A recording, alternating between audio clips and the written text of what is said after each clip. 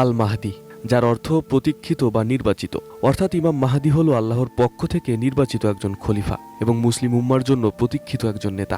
ইমাম মাহদির আগমনকে কিয়ামতের বড় এবং ছোট আলামতগুলোর সেতুবন্ধনও বলা হয়ে থাকে, কারণ তিনি হবেন ছোট আলামতের সবচেয়ে শেষ এবং তার আগমনের পরপরই একে একে প্রকাশ পাবে কিয়ামতের বড় 10টি আলামত, আর তারপরই সংঘটিত হবে কিয়ামত।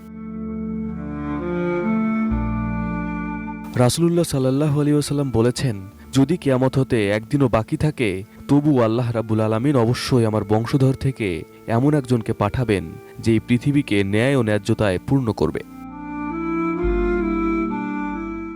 ডিজাইন, এলিগেন্স, বিউটি, সেরা পণ্য সবার জন্য। জেভিকো। মহানবী হযরত মুহাম্মদ সাল্লাল্লাহু আলাইহি ওয়াসাল্লাম বলেন, তার নাম হবে আমার নাম, তার বাবার নাম হবে আমার বাবার নাম, অর্থাৎ ইমাম মাহদির নাম হবে মুহাম্মদ।